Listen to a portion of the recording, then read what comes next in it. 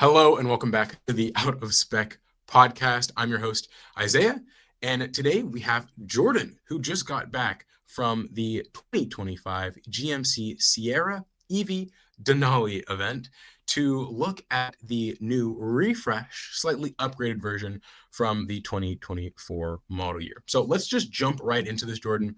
Tell us about it. What are your thoughts, impressions? What are our stats?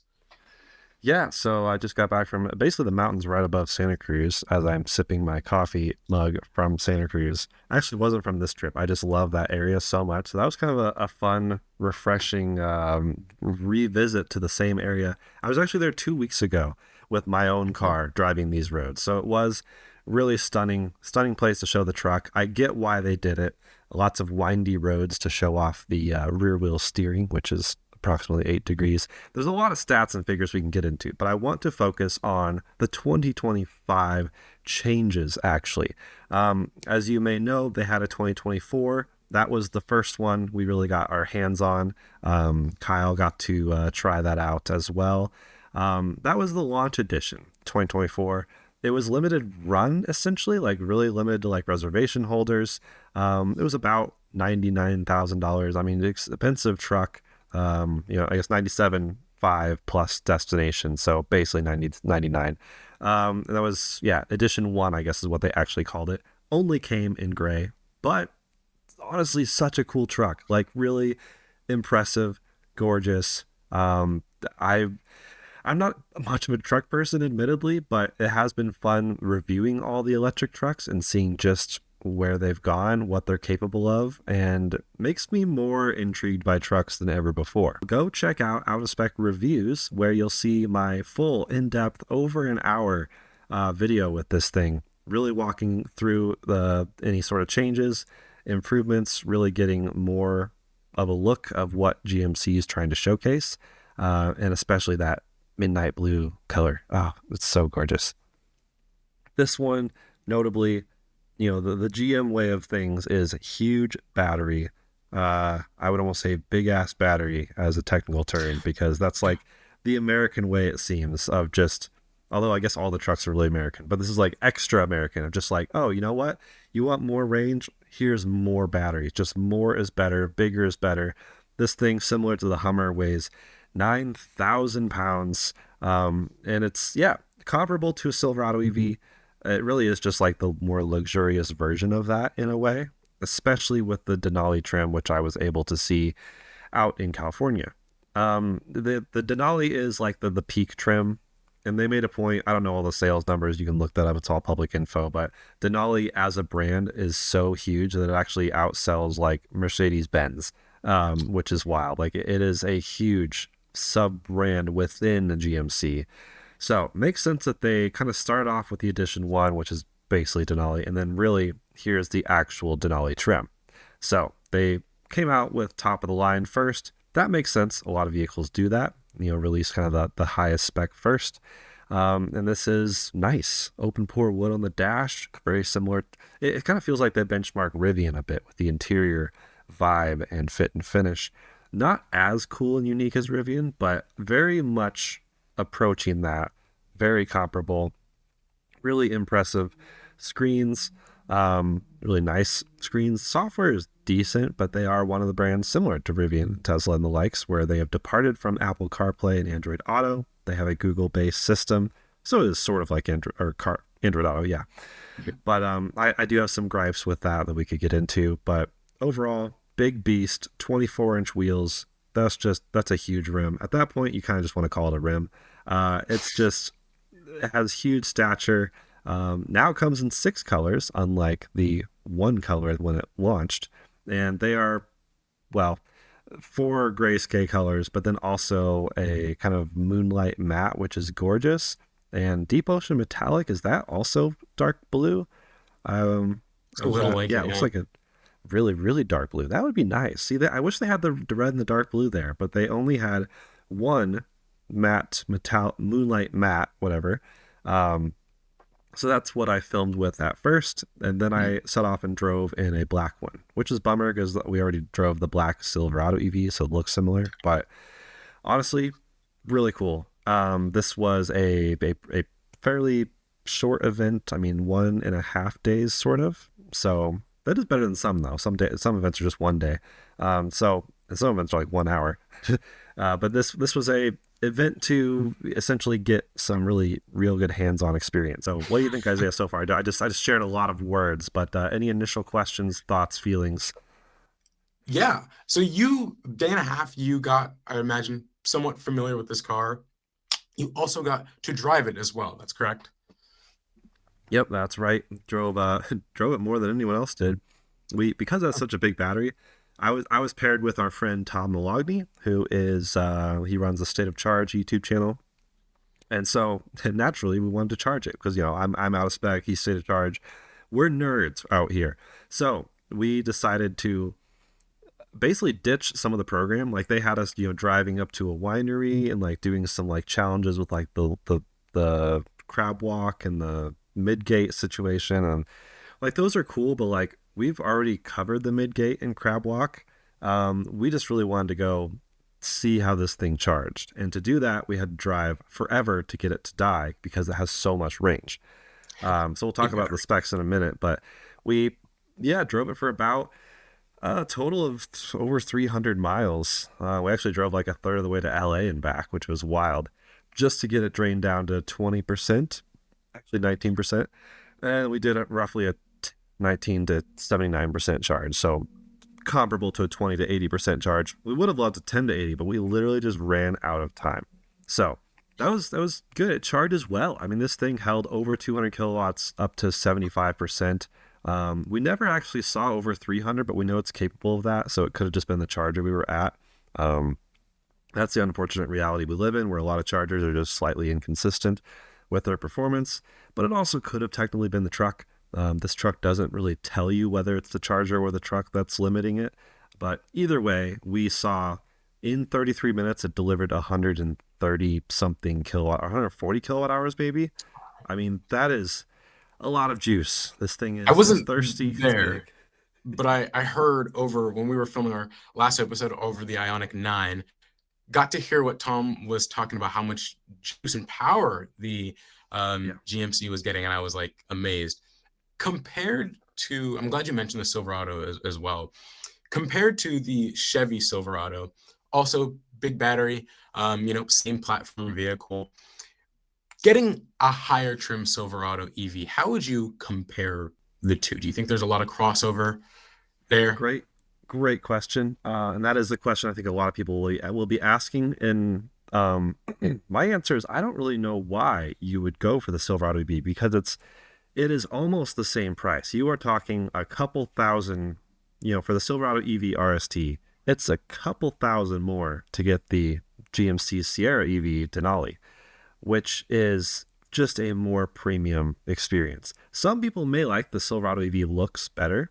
That is subjective, and I actually might say it does look better. I love the looks of the Silverado EV. It looks awesome. It reminds me of the Avalanche, which I'm just a huge fan of back in the day.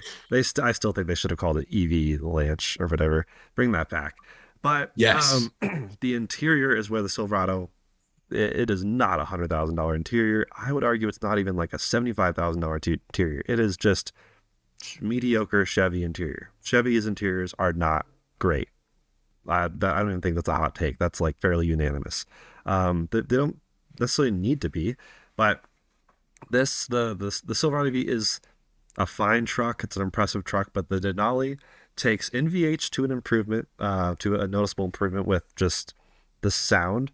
There's acoustic treated glass that is a bit better than the Silverado V apparently, and also just the materials are a bit nicer.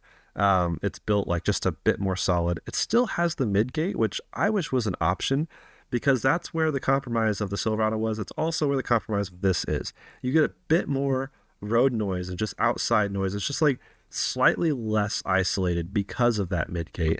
And I don't know how many people are actually going to be using the midgate. And even if you do, it's so rare, I would assume. So the midgate to me, like, it feels ironic that the work truck doesn't have the midgate, but then the like consumer truck does, because I feel like the work truck is what would more likely want to use the midgate. I don't know. I was expecting the Silverado to have midgate and the GMC Sierra to not have it, but they are so closely partnered in their underlying tech that it makes sense that they're a shared, very, very shared platform. But yes, the Denali just felt like a better place to be. I think slightly better sound system, still not up there with the likes of Cybertruck and Ford F-150 Lightning with their Bang& Olufsen sound system. But it really is just the materials are nicer. Everything felt a little bit nicer. The touch points are nicer. Like the Silverado is very plasticky. This one just felt elevated in a lot of ways.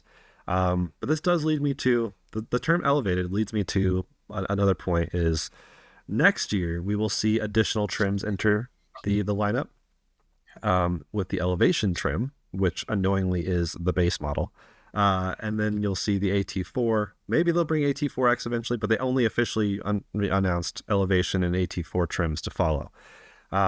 Elevation might have an even smaller battery. I hope it does, because they also mentioned at this event, the 2025 GMC Sierra EV Denali will have two different battery sizes. The smaller battery is called the extended range. That annoys the hell out of me. The marketing term, the marketing speak is off the walls here. So the extended range small battery gets 390 miles of range, approximately 170 kilowatt hours, I'm guessing. The max range version gets 460 miles of GM estimated range. I don't know if that's actually officially EPA tested, but that's bigger than the 440 miles we saw with the Edition 1. So that's, I guess, talking about specs really quick while we're here. That is the 205-ish kilowatt hour usable battery capacity, 760 horsepower, 785 pound-feet of torque in max power mode, and 800 volts capability. So charging, they claim up to 350. We've actually seen more than that, so I don't know why they only claim that, but maybe it's because it's rare to get more than 350. And they claim 100 miles of range in 10 minutes. With me and Tom's charging test, we got about 95 miles of range in 10 minutes. So still, years makes no difference. That's impressive. Air ride suspension, which is the same as the Silverado EV, although it might be tuned slightly differently because it just felt a little bit more supple and nice on the road. But then that supple and nice ride from the suspension was compromised by the gorgeous looking 24-inch wheels. They look cool. They're not functional. You do feel the imperfections in the road, and it's just a bit more rough. I'd throw 20s, like just get some nice looking 20s, maybe 21s with a lot more rubber. That'll soak up more bumps, and that'll make you feel like you're truly experiencing a Denali ride. What am I missing? I guess towing. 10,500 pounds max towing. This is a heavy truck. The truck itself weighs almost 10,000 pounds, 9,000 pounds. But with the giant battery, which weighs more than my car, you'll see, 460 miles, like we said. You could see 500 miles if you're driving gently. And with towing, that actually makes a huge difference. We've seen that with our towing tests with the work truck version of this. Actually, the work truck version of the Silverado EV. Nears makes no difference. Same battery, similar powertrain.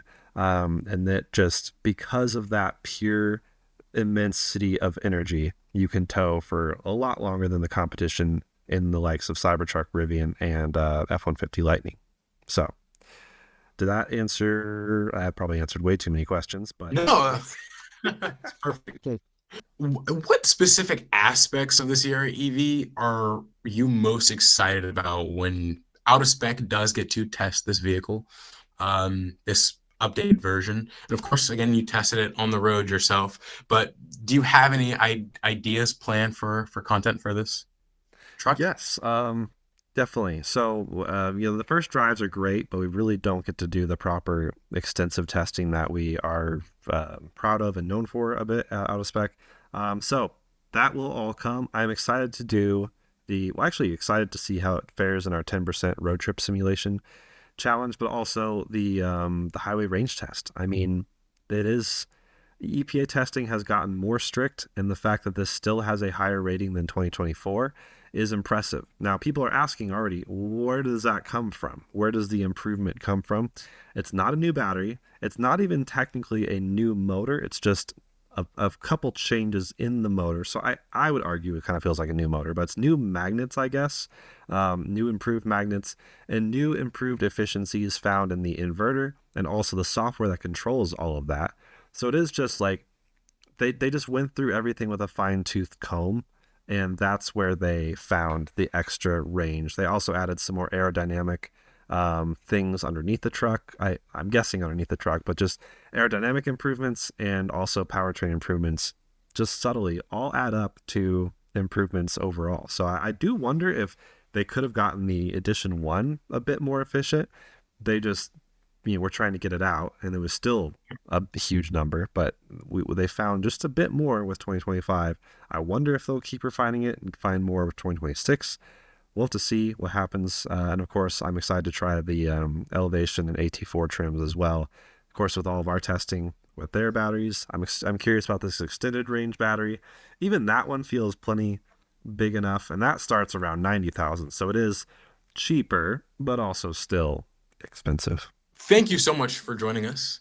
I'm looking forward to see what GMC has to offer, especially for those lower trim versions.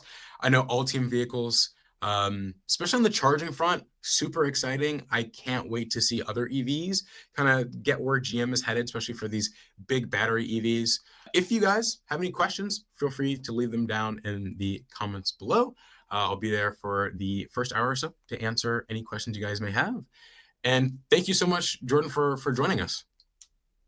Anytime. Yeah, always fun to talk GM and everything. Lots more episodes to come. We'll get into more coverage, and I can't wait to try this bad boy out. Honestly, road tripping this would be a fun time. So maybe you'll join me. Oh, we'll have to do another surge. Yep, definitely. Awesome. This is Out of Spec Podcast. I'm your host, Isaiah. We hope to see you guys in the next one.